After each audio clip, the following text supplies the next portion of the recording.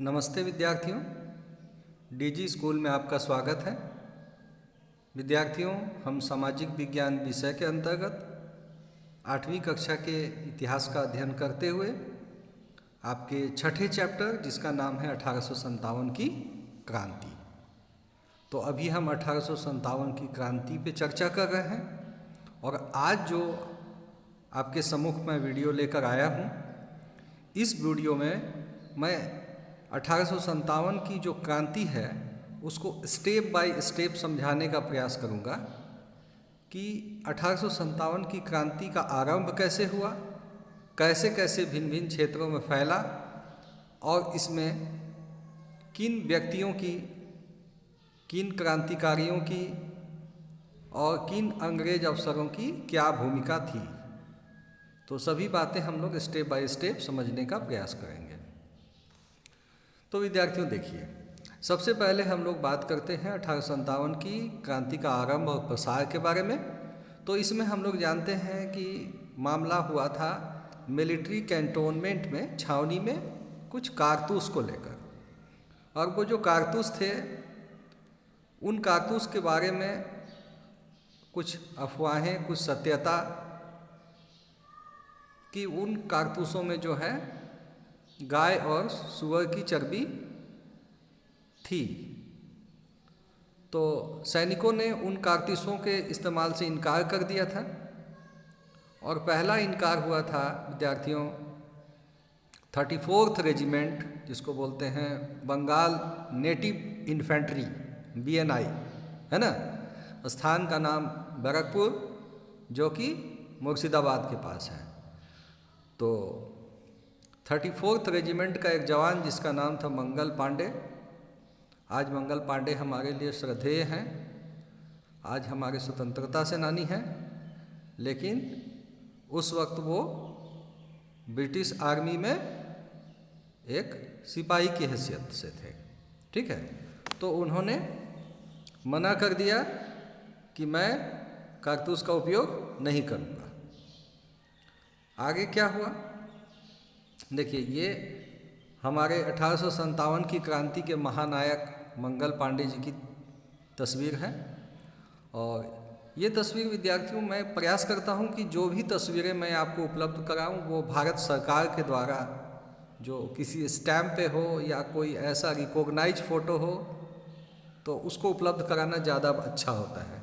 तो विद्यार्थियों, आप देख सकते हैं जो पोस्टेज स्टाम्प होता है ना, पोस्टेज स्टाम्प का मतलब पोस्ट ऑफिस से जो आप टिकटें खरीदते हैं, तो ऐसा 50 पैसे का टिकट ये जारी हुआ था 1972 में, जिसमें हमारे 1857 की क्रांति के महानायक मंगल पांडे जी की तस्वीर है। ठीक है, चलिए हम लोग आगे बढ़ते हैं। बैरकपुर को जानते हैं कि बैरकपुर कहाँ पे है।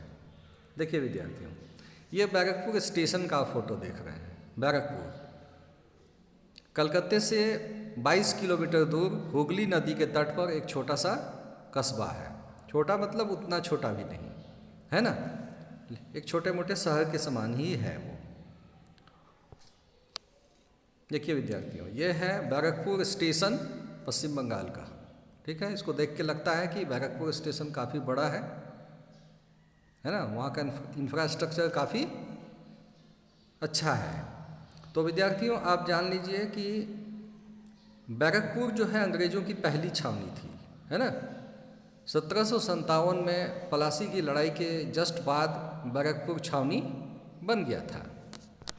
आगे विद्यार्थियों देखिए, बैरकपुर छावनी की ये कुछ भग्नावशेष हैं जहाँ अंग्रेज अफसर रहते थे। ठीक है, ये देखिए बैरकपुर की छावनी आज इतिहास के पन्नों की तरह धूल फाँक रही है। देखिए इसमें पेड़ उगाए हैं, लगता है बरगद के पेड़ हैं, है ना। तो ये तो खैर इतिहास में ऐसा होता ही है। अब इन चीज़ों को बचा कर रखना नहीं रखना ये सरकार के जिम्मे होता है, कोई व्यक्ति विशेष के हाथ में वो चीज़ें हैं नहीं। आगे देखिए, मंगल पांडे 34वीं बंगाल नेटिव इन्फेंट्री के सिपाही थे। ठीक है बच्चों, इन्फेंट्री किसको बोलते हैं? इन्फेंट्री बोलते हैं पैदल सेना को। जैसे कैवलरी किसको बोलते हैं? कैवलरी बोलते हैं घुड़सवार को। ठीक है, तो ये नेटिव इन्फेंट्री में थे, पैदल सेना में।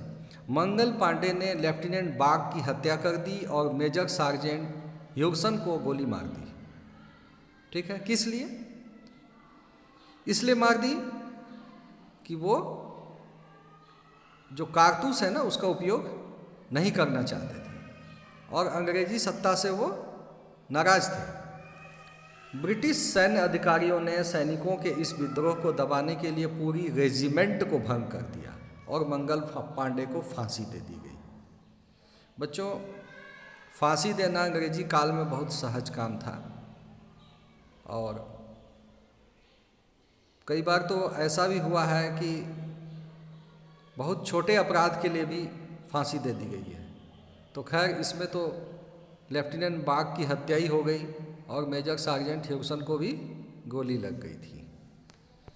तो आगे कुछ तो प्रतिक्रिया तो होनी थी विद्यार्थियों। देखिए, ब्रिटिश सैन्य अधिकारियों ने सैनिकों के इस विद्रोह को दबाने के लिए पूरी रेजिमेंट को भंग कर दिया, मंगल पांडे को फांसी दे दी गई। ठीक है, तो कुछ तो इसकी प्रतिक्रिया तो होनी थी।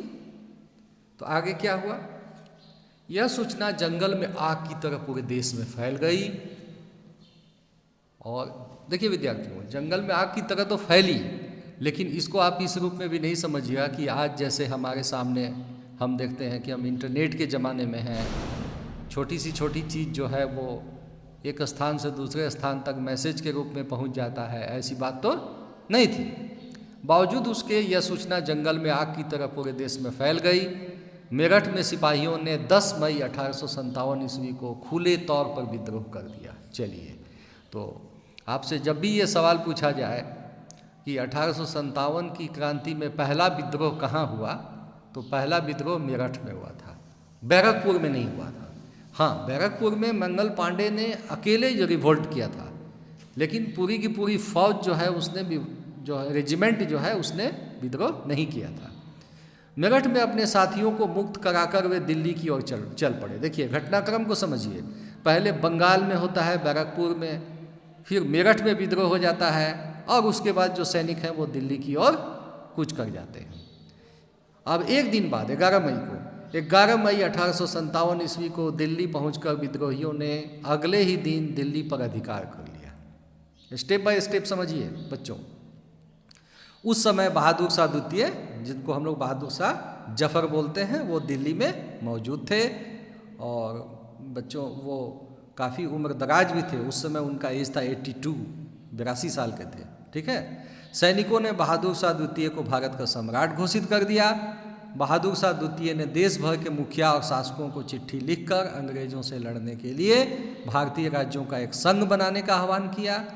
उनके आह्वान के फलस्वरूप अंग्रेजों से क्षुब्ध यानी कि नाराज कई अपदस्थ राजा और सैनिक इस लड़ाई में सैनिकों के साथ देने लगे। तो इसको देखिए, समझने का प्रयास कीजिए। देखिए ये हैं बहादुर शाह जफर, जो बूढ़े हैं, है ना, ये इनको अंतिम मुगल सम्राट हम लोग कहते हैं। और देखिए बहादुर शाह जफर और उनके बेटे, इन्हीं दोनों बेटों को जो है वो गोलियों से बाद में उड़ा दिया जाता है 1858 में, है ना, 1857 की क्रांति के बाद। और देखिए बख्त खां नाम के एक, ऐसे तो वो अंग्रेजी फौज में ही वो सूबेदार थे, लेकिन बख्त खां जो है वो बहादुर शाह जफर की ओर से विद्रोह का नेतृत्व करते हैं। ये बख्त खां है। ठीक है, तो वे समझते थे कि अंग्रेजों के बाद अगर मुगल बादशाह दोबारा शासन स्थापित कर ले तो वह मुगल आधिपत्य में दोबारा अपने इलाकों का शासन बिना कोई परेशानी के चला सकेंगे। कौन? जो दूसरे राज्य रजवाड़े थे, वो लोग सोच रहे थे कि यदि मुगल बादशाह फिर से सत्ता में आ जाए तो हम लोग शासन चला सकते हैं। 82 वर्ष के बहादुर शाह जफर ने बख्त खां के सहयोग से विद्रोह का नेतृत्व किया। और उसके बाद क्या हुआ विद्यार्थियों? मेरठ से दिल्ली, दिल्ली से फिर कानपुर, बरेली, लखनऊ, बनारस, बिहार और भारत के विभिन्न क्षेत्रों में ये, मतलब उत्तर भारत में ये विभिन्न क्षेत्रों में फैल गया। आगे क्या हुआ? कानपुर में नाना साहब पेशवा बाजीराव के, जो कि दत्तक पुत्र थे, तो उन्होंने सैनिकों को इकट्ठा कर ब्रिटिश सैनिकों को शहर से बाहर खदेड़ दिया। मैंने कानपुर को खाली करा लिया अंग्रेजों से। ठीक है, लखनऊ, देखिए बच्चों, लखनऊ को समझने का प्रयास करिएगा। लखनऊ के बारे में मैंने दूसरे चैप्टर में आपको बताया है, वाजिद अली शाह के बारे में भी आपको बताया है। तो वाजिद अली शाह का संबंध देखिए 1764 की जो लड़ाई थी, बक्सर की लड़ाई, उसमें भी वाजिद अली शाह का नाम आया है, और उसके बाद इलाहाबाद की संधि में भी, और 1761 का जो पानीपत का युद्ध है उसमें भी इनका नाम आया है। ठीक है, तो इनको तो अपदस्थ कर दिया गया था वाजिद अली शाह को। तो उनका एक बेटा था जिसका नाम था बिरजिस कद्र, है ना। तो बिरजिस कद्र जो है ना, वो मात्र 14 साल का लड़का था। उस 14 साल के लड़के को नया नवाब घोषित कर दिया गया, जिसने बहादुर शाह द्वितीय को अपना बादशाह मान लिया। तो लखनऊ में भी हुआ, और उसकी माँ थी, माने बिरजिस कद्र की जो माँ थी उनका नाम था बेगम हजरत महल। ठीक है, तो बेगम हजरत महल ने अंग्रेज़ों के खिलाफ विद्रोह को बढ़ावा देने के लिए बढ़ चढ़कर हिस्सा लिया। विद्यार्थियों, एक बात महसूस करिएगा कि एक महिला के द्वारा आंदोलन में शामिल होना, रिवोल्ट कर देना, अंग्रेज जैसे सख्त प्रशासकों के विरुद्ध, शासन के विरुद्ध जाना, ये कोई आसान काम नहीं था। तो बेगम हजरत महल को तो सलाम बनता है। ठीक है, आगे झांसी की रानी लक्ष्मीबाई भी विद्रोही सिपाहियों के साथ जा मिली, और उन्होंने नाना साहब के सेनापति तात्या टोपे के साथ अंग्रेज़ों को कड़ी टक्कर देने की कोशिश की। तो देखिए अलग अलग जगहों पे क्या हो रहा था। कानपुर में बाजीराव पेशवा के जो दत्तक पुत्र थे नाना साहब, वे जो हैं ब्रिटिश सैनिकों को बाहर कर देते हैं, और लखनऊ में खुद मोर्चा संभालती है बेगम हजरत महल, झांसी में लक्ष्मीबाई, और बिहार में बाबू कुंवर सिंह ने विद्रोही सैनिकों का साथ दिया और महीनों तक अंग्रेज़ों से लड़ाई लड़ते रहे। तमाम इलाकों के नेताओं लड़ाके युद्ध में हिस्सा ले रहे थे। तो देखिए यहाँ भी आप देख सकते हैं बेगम हजरत महल, जो कि अवध के नवाब की बेगम थी, पत्नी थी, है ना। इनके नाम से भी देखिए ये डाक टिकट जारी हुआ है। ठीक है, मतलब इनके महत्व को आप समझ सकते हैं कि इन्होंने 1857 की क्रांति में क्या किया था, है ना। ये कोई साधारण काम नहीं था, वो भी एक महिला के लिए, है ना। और देखिए उत्तर प्रदेश के नक्शे में आप अवध को देख सकते हैं। देखिए अवध, है ना।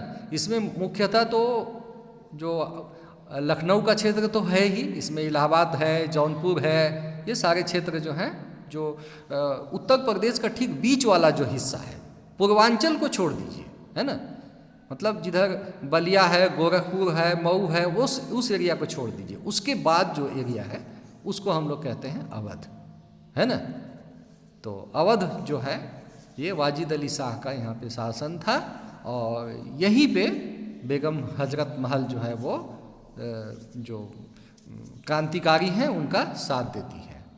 और ये देखिए बेगम हजरत महल का 14 वर्षीय पुत्र बिरजिस कद्र, है ना। अब देखिए ये कितना बड़ा बच्चा है, लेकिन ये जो है 1857 की क्रांति में इनकी महत्वपूर्ण भूमिका है। ठीक है, देखिए अब हम लोग को देखना है विद्रोह का अंत के बारे में।